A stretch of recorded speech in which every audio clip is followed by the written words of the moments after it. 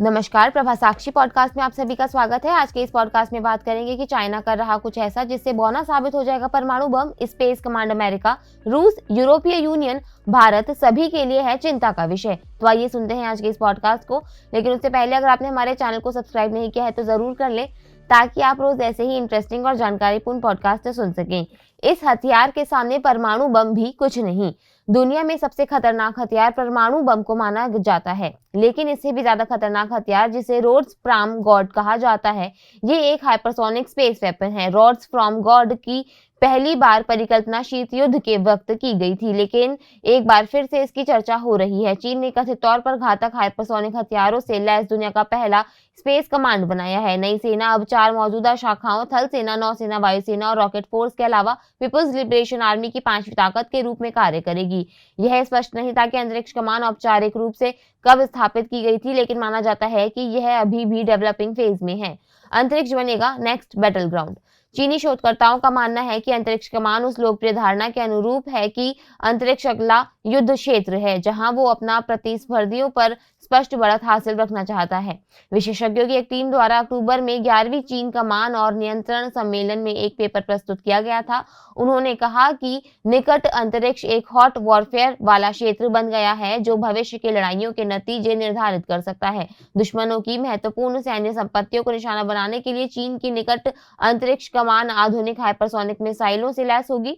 इसे महत्वपूर्ण लक्ष्यों पर हमले करने के साथ साथ स्वचालित ड्रोन और जासूसी गुब्बारों के माध्यम से दुनिया भर में उच्च ऊंचाई पर निगरानी करने का काम सौंपा जाएगा।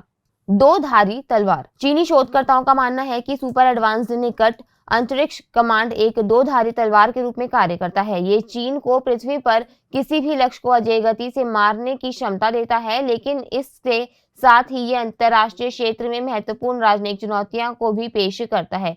यह तथ्य कि चीन अब एक समर्पित अंतरिक्ष कमान रखने में अग्रणी है, अमेरिका, यूरोपीय संघ, भारत और यहाँ तक कि रूस जैसे इंटरनेशनल की प्लेयर्स के कान खड़े कर सकता है। मीडिया रिपोर्ट के मुताबिक अंतरिक्ष कमान में बड़ी संख्या में जासूसी गुब्बारे, सौर ऊर्जा से चलने वाले ड्रोन और अन्य सहायक उपकरण भी होंगे।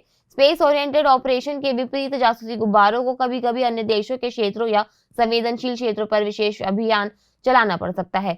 इससे एक बड़ी सैन्य या राजनीतिक प्रतिक्रिया हो सकती है, जैसा कि इस साल की चीनी जासूसी गुब्बारा की घटना का सुर्खियों में होना रहा। फरवरी में अलास्का में पूर्वी तट का एक महाद्वीपीय अमेरिका को पार करने वाला चीनी गुब्बारा दुनिया की 2 महाशक्तियों के बीच संबंधों को और खतरे में डाल रहा है। शोधकर्ताओं ने कहा कि इससे निर्णय लेने की शक्ति को ऊपर की ओर स्थानांतरित करना आवश्यक हो गया है।